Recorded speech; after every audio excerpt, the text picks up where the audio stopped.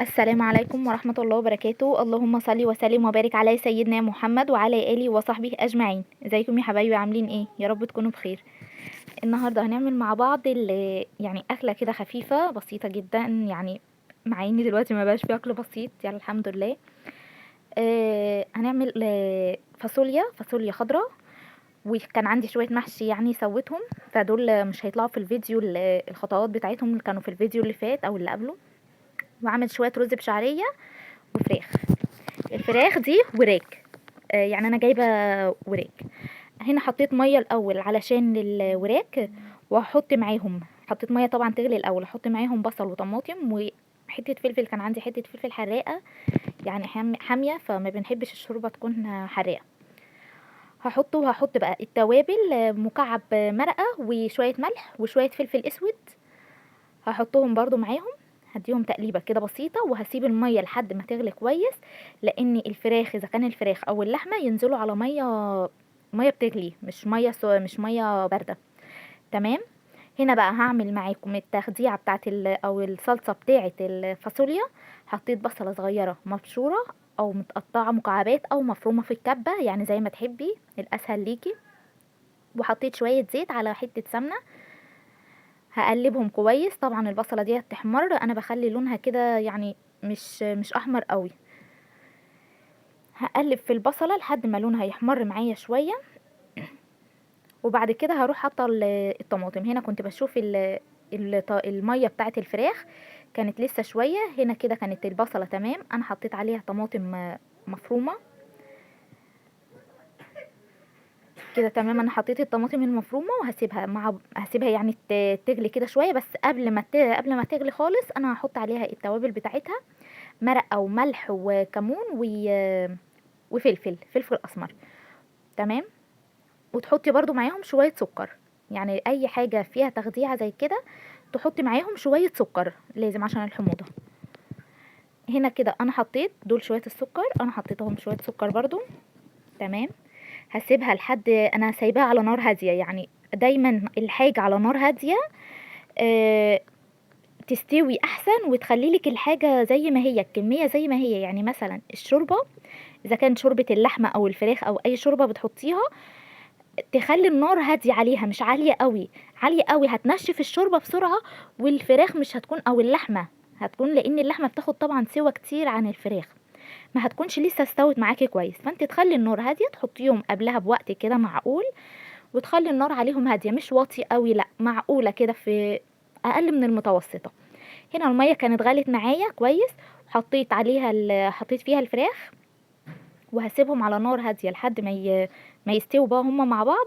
هنا انا كنت بشوف الصلصه، لقيتها كويس، انا بخليها نص تسبيكه، يعني زي كده النص، ما وصلتش للاخر، وبحط عليهم الفاصوليا وتكمل التخديع، يعني تكمل التسبيك بتاعها في الفاصوليا. فاهميني؟ يعني بسيبهم كده يتسبكوا مع بعض شويه، طعم الصلصه يدخل مع الفاصوليا ويكون طعمها حلو، مش مجرد ان انت تحطيها في الاخر وتضيفي عليها شويه شوربه وخلاص على كده. هعمل بقى شويه الرز بشعريه، مش هياخدوا وقت طبعا خالص. انا قلت اصور برضو اذا كان انا ماسكه تليفون وبصور.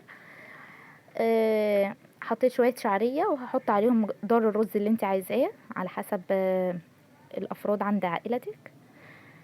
تمام. هشوف بقى هنا الصلصه كده كانت تمام، يعني كانت اتسبكت معايا كده كويس، وهو دوت اللي انا عايزه اوصله. والفراخ كانت لسه قدامها شويه، هسيب الفراخ بقى وهروح للشعريه. هشوف الشعريه هتحمر بس شويه، يعني تحمر انا برضو مش بخليهاش تحمر قوي، وبضيف عليها الرز اشوحه. تمام كده تمام. انا زي ما انا مستمره طبعا بقلب لحد ما توصلي للي انت عايزاه، وبعد كده تضيفي الرز. هنا بقى انا هضيف الرز، بس هوقف الفيديو واضيف الرز وارجع لكم. كده تمام. انا ضفته وهشمعه بقى كويس جدا، يعني مش ما تقلبوش تقليبه، لا انا وقفت الفيديو بس شمعته شويه تاني برضه حوالي 5 دقايق زي ما انا كنت بقلب مستمره. وبعد كده ضفت الميه، وضفت شويه الملح لحد ما يكون الطعم اللي انت عايزاه. هنا دول شويه المحشي اللي انا كنت هسويهم معاكم، وحطيت زودت عليهم الشوربه وشويه سمنه من فوق، وهحطهم بقى على النار يستووا. المحشي يا بنات بيتحط لو في الشتاء بيقعد يعني في التلاجة مثلا 4 ايام مثلا او 3 ايام في التلاجة، بس لازم تكون التلاجة بتاعتك الحرارة بتاعتها عالية، مش مش قليلة. كده تمام. هنا الفراخ كانت استوت بقى معايا، هطفي عليها يعني هقلبها بس كويس. تعرفوا طبعا ان الفراخ استوت من الورك من تحت. آه العظمه كده بتكون باينه، بدل ما تقعدي تقطعي او تقطعي في الفرخه، لا هي لما تلاقي العظمه بتاعتها من عند الورك من تحت العظمه باينه، تعرفي ان هي كده استوت. بص بقى لونها بس لوحده يكفي، يعني بصراحه لونها بيلمع كده وجميله جدا. كده انا خلاص خلصتها، طفيت عليها. كده جهزت معايا الحمد لله. والرز برضو انا حطيته يستوي، والفراخ كده استوت، كل حاجتي خلصت في نفس الدقيقة، يعني كله طفيت عليه وكله جهزته في نفس الوقت. وكده خلاص هنا انا وطيت على المحشي بس شوية لحد ما يتشمع، لحد يعني ما يستوي، انا وطيت عليه كان اتشرب. هنا الرز انا خلصته خلاص، هطفي عليه. جهز جدا وبقى كويس ولونه جميل ومفيهوش حاجة محروقة، والحلة يعني كل حاجة طالعة لوحدها، الحباية بحبايتها. تمام.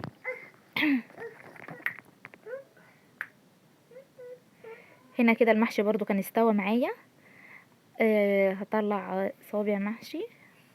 كده المحشي كان استوى، انا طفيت عليه بقى خلاص كده. والرز كان استوى، والفراخ انا هحطها المرة دي، هجهز الفراخ واحطها في الفرن. يعني هحط لها الصلصه بتاعتها واحطها في الفرن، مش ما شويتهاش من الاول، لا انا سلقتها الاول عادي جدا في الميه والحاجات دي، وهكملها في الفرن. انا هنا بقى حطيت معلقتين كاتشب، يعني ما جهزت لهاش صلصه مخصوص بصراحه. معلقتين كاتشب والتوابل وليمونه، مش اكتر من كده. التوابل اللي انت بتحطيها على معلقتين كاتشب من عندك وليمونه، تعصري ليمونه. وهتدهني الفراخ كويس جدا وهتدخليها على الشوايه، مش على الفرن من تحت، على الشوايه تاخد بس لون. احنا بدل ما نحمرها والزيوت والكلام ده كله، لا كده بتكون طعمها احلى واخف. هدهنها كويس جدا وهدخلها على الشوايه تاخد بس الوش من هنا، اتاكد ان هي لونها خلاص كده مظبوط. وبعد كده هعدلها بقى على وشها، وادهنها برضو وادخلها تاني تاخد تشويحه. كده تمام. انا دخلتها، هطلعها بقى يعني هطلعها معاكم. هنا كده كنت طلعتها، دهنتها من فوق علشان ما اقلبهاش تاني، يعني انا عايزه الوش ده يكون الاخر. وكده انا اكون خلصت الاكل معاكم. ده شويه المحشي اللي انا سويتهم معاكم في الفيديو.